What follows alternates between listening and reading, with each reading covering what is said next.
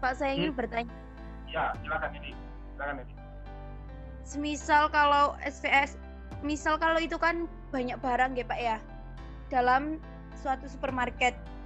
Kemudian bagaimana kalau semisal kita ini hanya memiliki satu usaha? Apakah nantinya SPSS itu bisa digunakan untuk menganalisa data dari usaha kita sama kompetitor kita?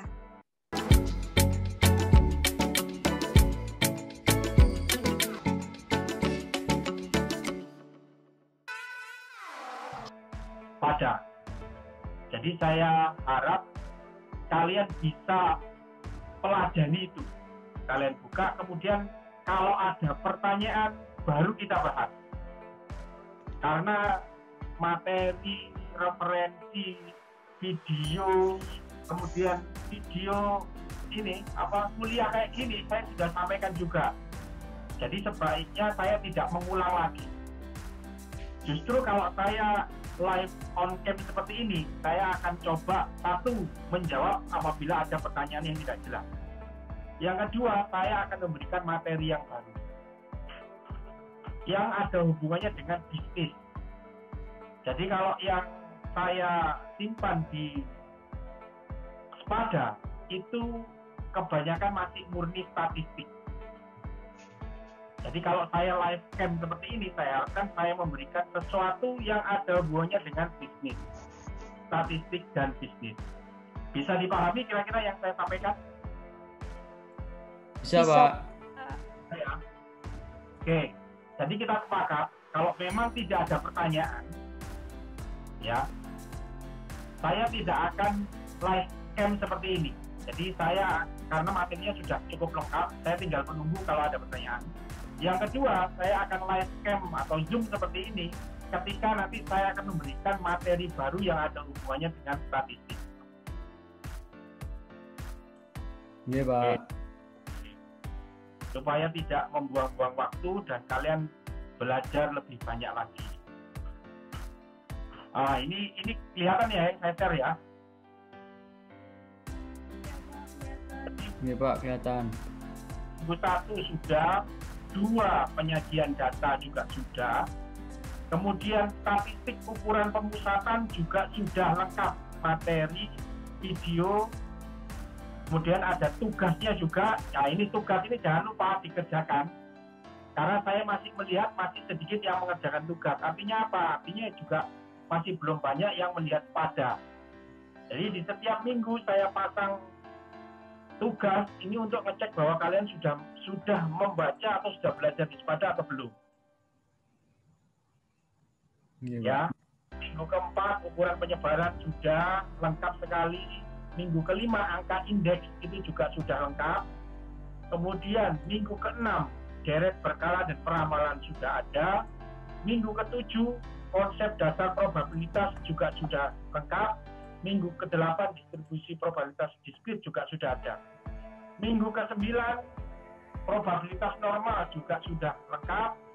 Minggu ke-10 bahkan UTS statistik bisnis itu juga sudah ada. Ini nanti saya tidak melakukan perubahan, maka tetap yang saya gunakan itu. Ya, jadi kalau kalian sudah mengerjakan, kalian kerjakan aja tidak apa-apa. Kecuali nanti akan ada saya info, ada perubahan, Pak. 11, 12, 13, 14, 15, sampai 16 itu selesai semua ada di sini. Ya, saya akan zoom ketika nanti ada pertanyaan, akan saya bahas khusus, atau nanti saya akan memberikan materi tambahan. Baik, untuk hari ini saya akan memberikan materi tambahan, ya, yang ada hubungannya dengan bisnis tadi saya bilang. Baik, saya awali dengan statistik. Nah,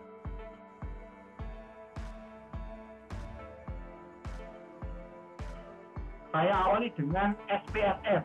Ini bisa dilihat SPSS saya tampilkan. Oke, Pak. Oke. Dari kolom ini, kolom beli, sebentar, sebelum saya masuk ke SPSS, saya tanya dulu, dari yang hadir ini, siapa yang belum punya SPSS? Saya, Pak. Satu, siapa lagi? Pak, sebenarnya udah download, tapi ada bingung masangnya. Bingung masanya. Iya. Iya, Pak. Kalau saya itu pergi ke toko yang biasa install aplikasi. Saya minta ke sana, tolong installkan aplikasi ini gitu. Ke laptop saya bawa, saya kasihkan ke dia. Saya nggak mau buang-buang waktu untuk mencari-cari seperti itu. Ya, tapi kalau mahasiswa biasanya kalau ada yang bisa satu, nanti info yang lain. Atau gini caranya, ke kampus siapa yang sudah memasang SPSS, minta tolong pasang SPSS. Gitu ya. Iya, Pak. Oke, saya lupa pertanyaan. Yang sudah install SPSS di rumah siapa? Semuanya nggak ada ini, masih belum? Masih belum, Pak. Saya sudah ada, Pak. Siapa yang sudah ada ini? Oke. Elif, oke Elif. Elif, gimana caramu kok bisa punya SPSS, Elif? Nggak tahu, Pak, karena laptopnya kakak sudah ada itu. Jadinya itu. Ya, arek ITS pinter biasa nih. Iya. Elif, coba tanyakan kakak gimana caranya bisa install SPSS ya. Nanti informasikan ke teman. Ya, iya, nanti saya tanyakan. Ya, biasanya di ITS itu ada anak yang bisa dijadikan rujukan biasanya. Iya. Kenapa sih saya minta kalian untuk install SPSS? Karena kalau belajar statistik manual, ngitung sendiri, kamu nggak akan selesai-selesai. Apalagi orientasimu adalah bisnis. Jadi bukan titik beratnya di ngitung statistik dengan manual. Jadi pakai software aja. Ya, nanti usahakan minggu depan ketika sudah beres. Baik, saya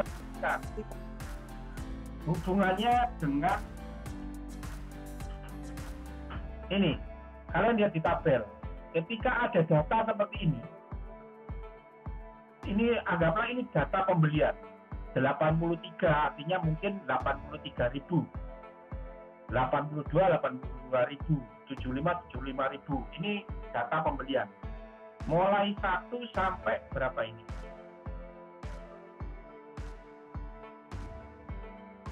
Ada berapa? Ada 53 data. Kalau kamu lihat data seperti ini, kira-kira apa yang bisa kamu tangkap dari data ini? Coba Elif. Pak, mohon maaf, tabelnya tidak bergerak. Tabelnya tidak bergerak, tapi kelihatan nggak ada beli 1 di atas 75? Mboten, Pak, hanya kotak-kotaknya saja. Oh ya? Iya, nggak ada angkanya. Sinyalmu paling nih. Oh iya dah. Yang lain? Ya aku ada. Sudah. Sudah, Pak, Coba. mohon maaf. Oh sudah, oke. Oke Elif, apa yang bisa kamu tangkap dari data itu? 75, 80, 81, 85. Kamu ngerti apa dari itu? Itu adalah sekumpulan data di mana di situ kan ada 53 ya, Pak. Jadi mungkin ada harga-harganya di situ. Itu harga nggak sih, Pak? Ya. Terus informasi apa yang bisa kamu gali dari data itu dengan kondisi yang sekarang? Di situ berarti ada 50 data jumlah harga. Terus kamu bisa manfaatkan apa untuk bisnismu data itu? Bisa nggak Nanti kira-kira? bisa untuk mencari seperti rata-rata orang itu membeli dengan harga berapa, misal. Atau dari harga segitu itu banyak peminatnya yang mana harganya. Atau dapat diketahui bahwa penjualannya segini-segini dari setiap harganya. Kayak gitu, Pak. Ya. Itu setelah data diolah, Elif. Kalau data masih raw kayak gitu kan kamu nggak bisa ngomong apa-apa masih ya. Iya, belum bisa. Ya, belum bisa, oke. Makanya kamu perlu mengolah data itu. Kalau kamu mengolahnya manual, waduh, kamu akan sakit semuanya. Tapi kalau menggunakan SPSS akan lebih cepat. Ya, di sini saya akan menunjukkan cara mengolah dengan SPSS. Sebenarnya di Sepada itu lebih detail caranya, tapi di sini karena hubungannya dengan bisnis, saya akan mengkorelasikan dengan bisnis. Saya nggak akan ngambil contoh yang ribet, saya ambil contoh yang gampang. Misalkan data ini ada 52, saya ingin tahu berapa sih titik tengahnya kata Elisa itu. Terus kalau mau dibuat klaster-klaster, ada berapa klaster atau kelompok misalkan kita ngomong daya beli rendah, daya beli tinggi, produk jualnya rendah atau tinggi, itu seperti apa? Saya tinggal analyze, kelihatan ya? Analyze, nggak kelihatan? Statistik, frekuensi, kelihatan nggak? Boten, Pak. Punten, Pak. Oke, kelihatan. Saya stop share.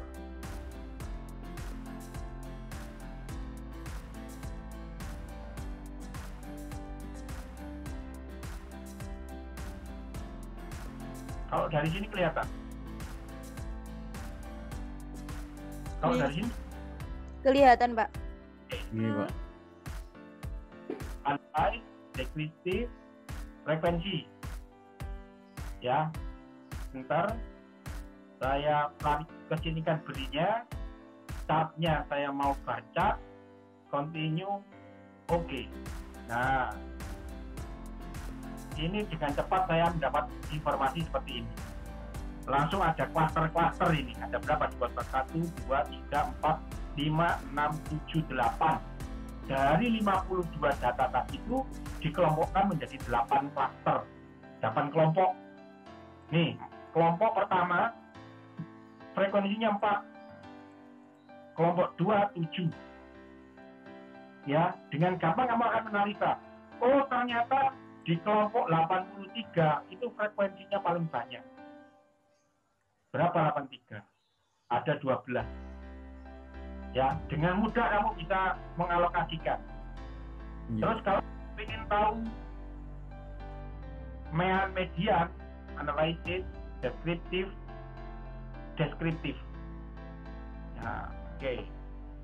Nah, ini mean, maksimum, minimum, mean, standar deviasinya langsung kayak itu. Kalau kamu mau hitung manual, waduh, pusing kalian. Sampai di sini bisa dipahami? Bisa, Pak. Bisa, Pak. Oke. Itu nanti akan ada data macam. Kalau kamu lihat di SPSS yang ada di Sepada, yang videonya, kamu diajari mengolah banyak data. Jadi kalau di sini kan hanya cuma satu untuk data pembelian. Kalau di SPSS akan ada banyak data.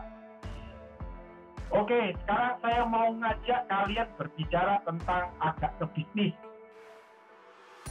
Ini kelihatan nggak? Customer profiling. Kelihatan, Pak.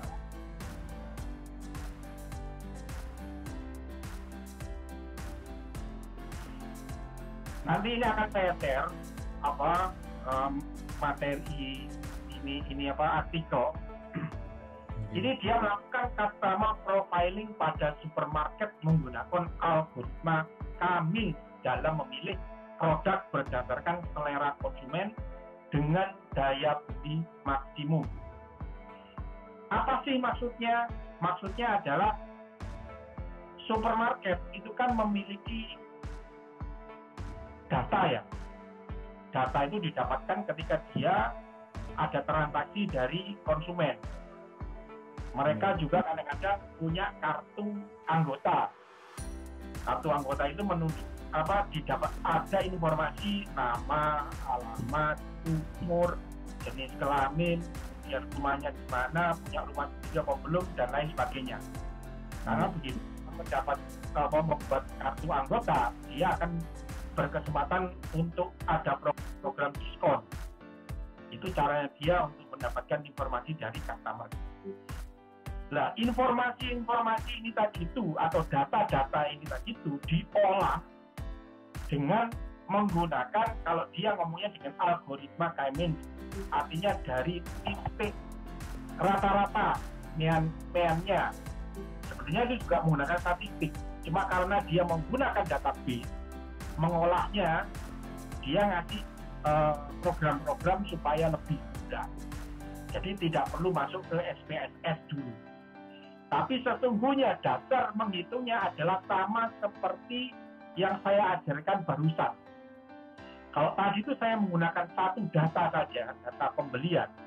Tapi kalau nanti yang dia gunakan adalah banyak data. Ayo kita lihat di sini apa yang dimaksud. Kita baca abstraknya.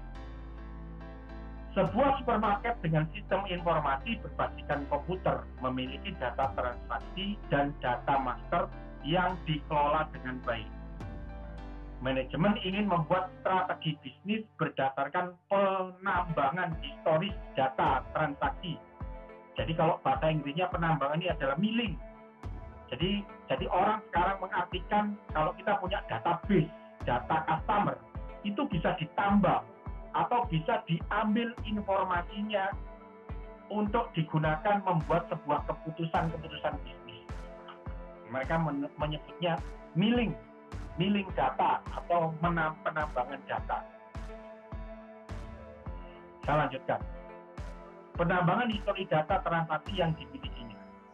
Salah satu dengan mencari tahu segmentasi pola perilaku pelanggan atau customer profiling yang memiliki daya beli tinggi terhadap barang-barang tertentu. Untuk apa mereka mengklasterkan yang punya daya beli tinggi? Untuk itu akan dilakukan pencarian informasi berharga terhadap analisa data mining dengan aturan klasterisasi menggunakan algoritma K-means dalam mengelompokkan pola belanja konsumen terhadap barang. Tujuannya kalau sudah diklasterkan dan dia tahu mana saja yang paling menguntungkan, maka produk yang ada di supermarket itu akan diarahkan ke sana. Supaya apa? Ya, supaya lakunya lebih sering dan untungnya lebih banyak daripada dia nyetok barang-barang yang tidak banyak peminatnya atau tidak sesuai dengan daya beli mereka. Sampai di sini ada yang mau ditanyakan? Mbak. Paham? Paham? Oke, paham. Indri, paham maksud saya yang saya ajarkan?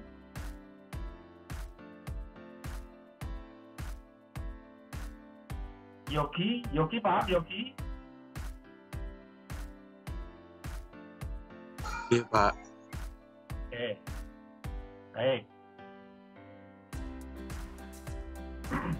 Ini nanti kalian baca ya, saya akan menunjukkan beberapa informasi yang penting-penting saja. Siap. Nah, ini nanti modelnya gini. Raw data, data transaksi, data nama customer, data rumah, dan lain-lain, itu nanti dengan algoritma clustering akan mendapatkan data tercluster. Nah, kalau kita tadi kan di awal saya contohkan menggunakan SPSS dengan data sederhana, akhirnya mendapatkan data yang sudah terkelompokkan atau tercluster.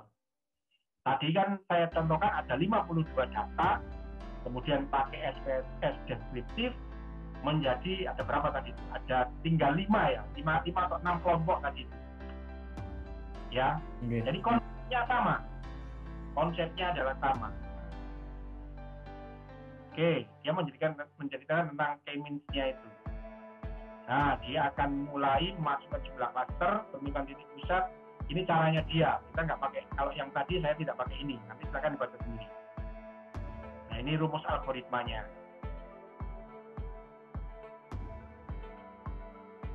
Nah, sudah. Ini kan nanti kalian baca sendiri. Nah, ini penting di sini. Berikut ini beberapa informasi perihal konsumen yang telah dipetakan ke dalam nilai numerik antara lain. Kalau tadi di SPSS tadi itu saya menggunakan satu data, kalau di sini dia menggunakan banyak data, di antaranya apa? Jumlah barang, jumlah anak, status kawin. Nah, kalau misalkan dia tidak kawin, maka nilainya 1. Kalau kawin, maka nilainya 2. Jenjang profesi, kalau dia manual, itu 1. Kalau skill manual 2. Kalau dia adalah seorang manajemen, 3. Kalau dia seorang profesional, adalah 4. Ini hubungannya dengan daya beli. Kalau pendapatan mereka 10.000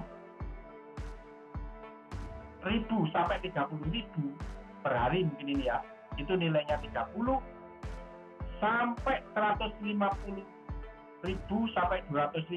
Apa ini rentang menjadi menik. Ini per harinya ini kayaknya. Mereka pasarkan seperti ini, ada nilainya masing-masing. Kemudian kepemilikan rumah, kalau dia punya rumah nilainya 2, tidak punya rumah nilainya 1. Kepemilikan mobil juga seperti itu. Kemudian pendidikan juga seperti itu. Kalau dia lulusan S2 nilainya 5, lulusan S1 4. Kalau dia hanya lulusan kursus 3, kalau SMA 2, kalau di bawah itu 1. Tingkat member yang dimiliki kasih nilai. Intinya apa sih? Intinya adalah mereka mencoba mencari satu nilai. Jadi semua nilai ini bisa dijumlahkan, kemudian akan digunakan satu nilai. Satu nilai tadi itu bisa kita pakai, misalkan kita masukkan ke dalam SPSS seperti yang saya tunjukkan di awal tadi. Jadi satu orang itu dinilai menjadi satu angka, tapi untuk menuju satu angka tadi itu menggunakan rumus-rumus yang saya sebutkan ini tadi itu, ada berapa kriteria tadi itu. Sehingga sama dengan hanya satu, mewakili satu jumlah saja. Ini Pak. Ya, kalau dengan SPSS nanti bisa dikelompokkan. Ini Pak paham. Oh ya, seperti itu ya. Seperti ini. Kalau ini pakai program, kalau kita bisa pakai SPSS. Nah, akhirnya didapatkan apa? Di klaster seperti ini ketemunya. Kalau pakai klaster ini, tapi kalau pakai diagram batang nanti akan kelihatan satu-satu gitu. Seperti yang kita tadi, seperti ini. Oke, kalau sampai di sini mengerti. Kelas 1, 2, 3, 4. Nah, ini kita baca kesimpulannya ya. Kesimpulannya, ini yang menarik. Iya, Pak. Demikian, hasil klasterisasi yang membagi data ke dalam 5 bagian didapatkan karakteristik konsumen terhadap data yang dibeli. Di mana semua data yang terklaster pada klaster kelima memiliki porsi 18% dari keseluruhan data transaksi dengan 11.735 instansi yang ditinjau. Jadi karena datanya banyak, satu klaster itu isinya 11.000. Kalau tadi kan kita frekuensinya hanya berapa tadi? Ada yang 12, ada yang 3, ada yang berapa. Kalau ini karena datanya banyak, menghasilkan segini. Merupakan barang-barang yang dibeli oleh konsumen yang memiliki daya beli tinggi. Nah, ini dia bisa mengidentifikasi klaster yang punya daya beli tinggi. Hal ini teramati dengan tingginya tingkat pendapatan dan keanggotaan pada kelompok konsumen ini. Di samping atribut lain pun memiliki tingkat yang relatif tinggi meskipun tidak mendominasi. Barang yang tergolong klaster 5 adalah barang yang diminati oleh konsumen yang memiliki daya beli tinggi.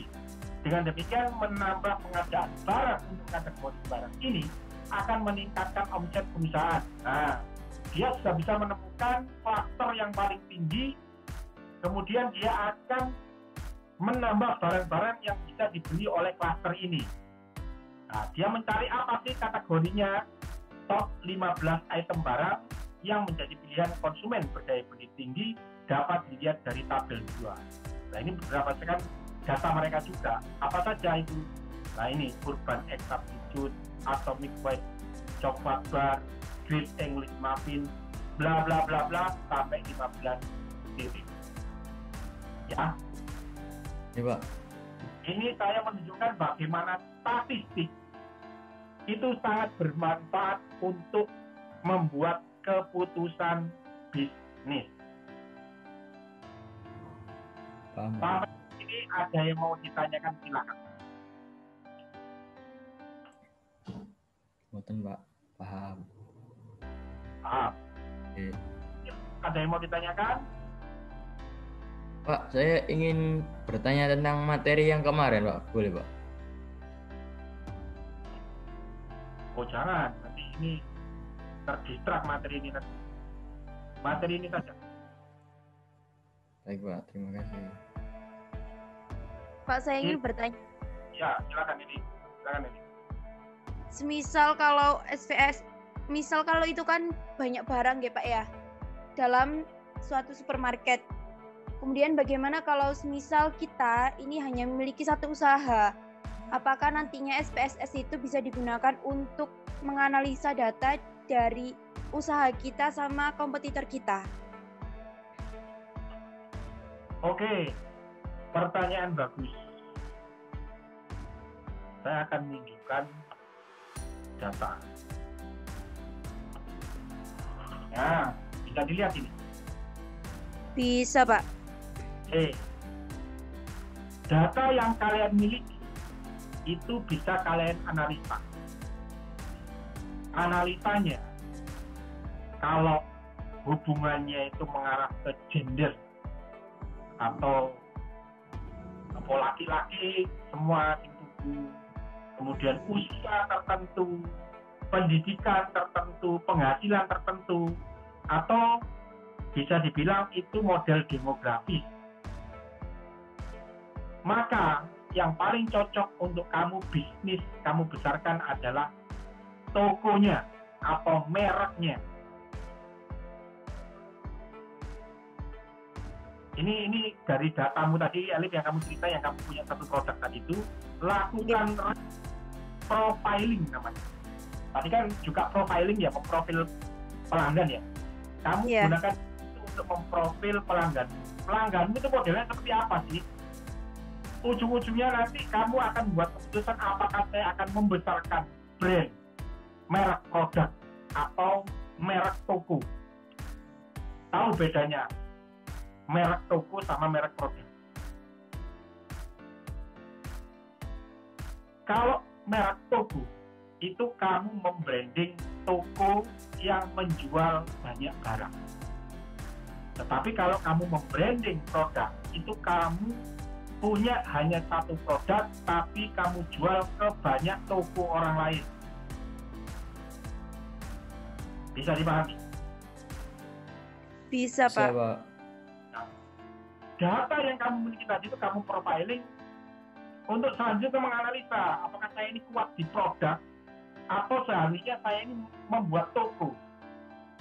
Kalau hasil profiling dari data customer itu, kalau itu sifatnya demografis, maka kamu toko.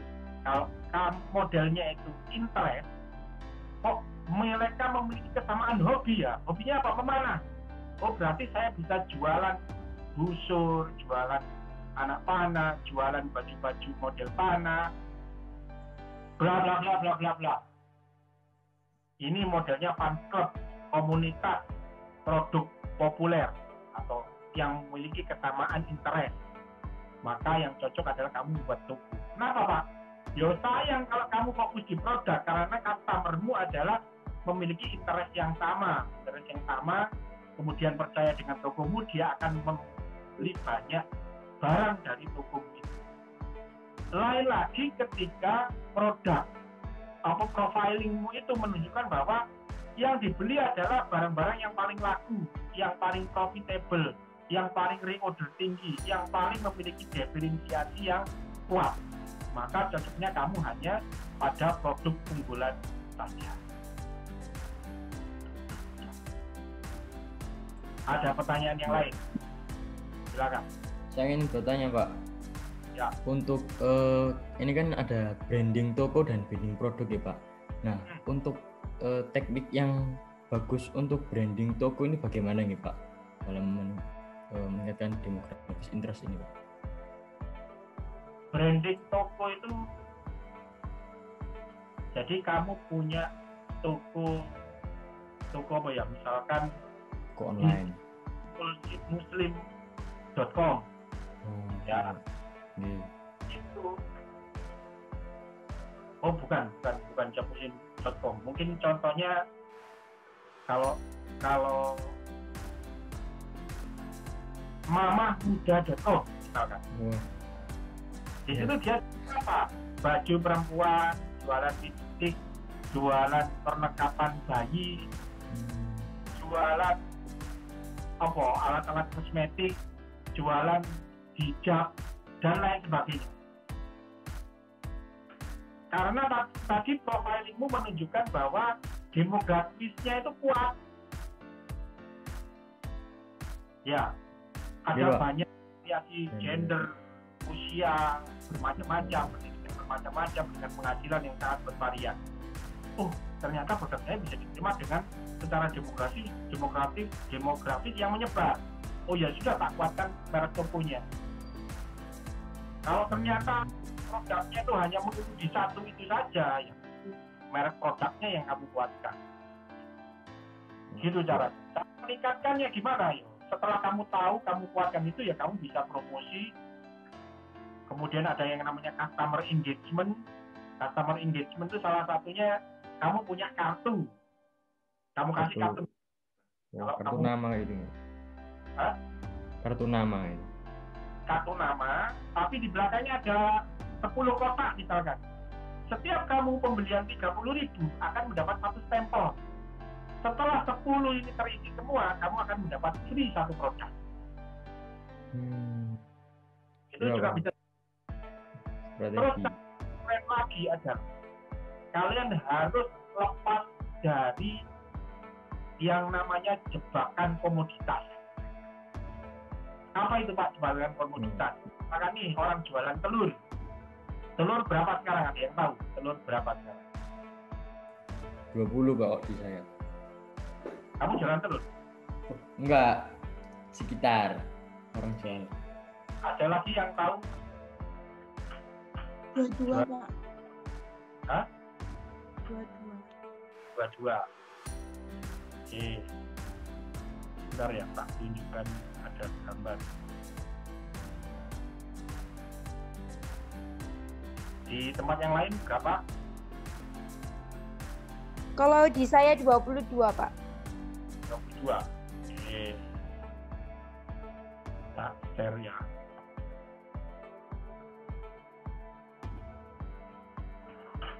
Bisa dilihat? Bisa. Bisa, Pak. Ini berapa di sini? Ini dekat rumah saya ini. 23.000. 3.000.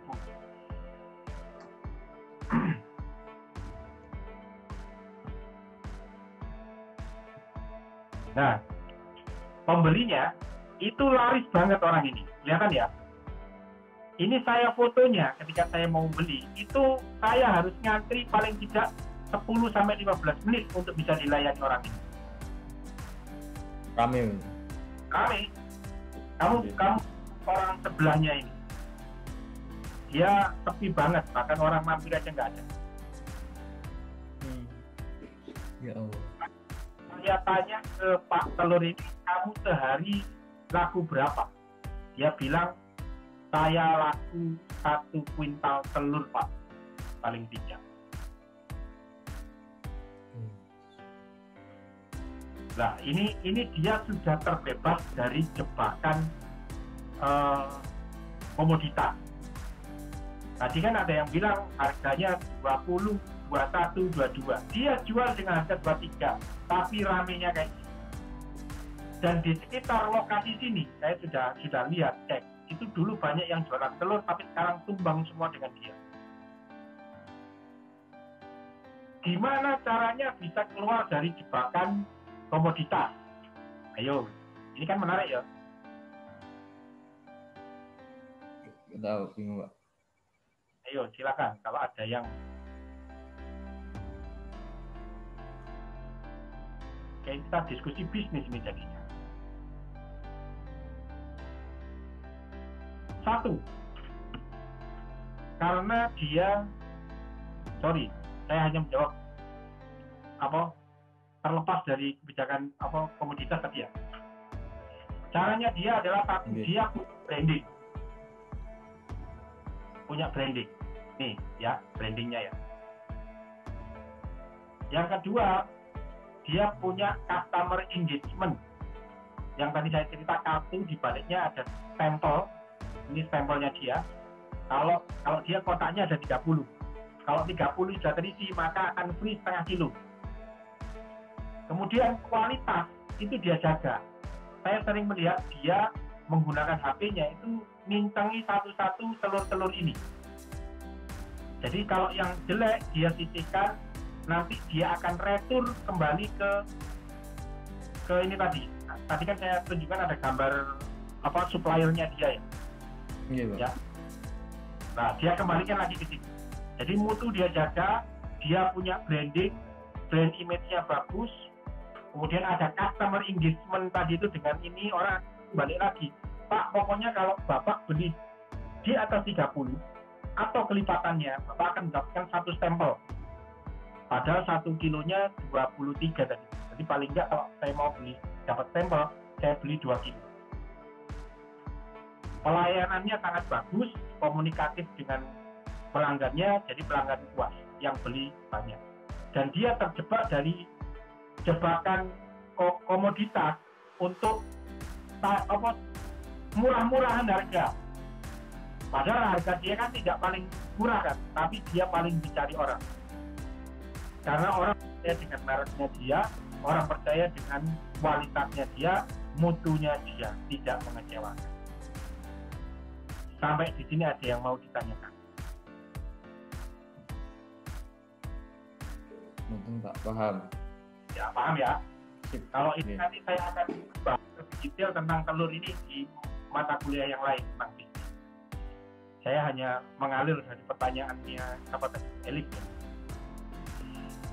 Baik, ada pertanyaan lagi? Kalau tidak ada, kita cukupkan materi kuliah hari ini. Sekali lagi, untuk statistik, karena bahannya sudah lengkap, saya persilahkan kalian belajar dari Spada. Nanti kalau ada pertanyaan, baru saya akan bahas live cam seperti ini. Atau kalau saya ada materi yang baru, yang hubungannya dengan bisnis seperti hari ini, saya akan sampaikan kepada kalian. Ada pertanyaan? Berarti besok nggak Zoom gini ya, Pak? Minggu depan. Ya, pokok defaultnya gitu. Nanti akan saya info. Defaultnya adalah kalau tidak ada pertanyaan dan saya tidak ada materi yang hubungannya dengan bisnis, saya tidak akan ngajak Zoom. Karena saya anggap kalian bisa belajar sendiri. Dan tentu seharusnya lebih efektif karena materinya di sana sudah sangat lengkap. Ada video, ada materi pembelajaran seperti ini juga. Siap, Pak. Oke, Pak. Terima kasih, Baik. Pak. Baik, terima kasih. Kita tutup dengan doa kafaratul majelis. Subhanallah.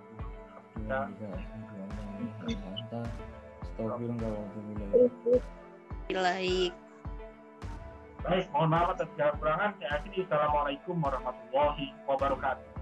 Waalaikumsalam warahmatullahi wabarakatuh. Terima kasih Pak Beni. Terima kasih, Pak Beni. Nakal sih.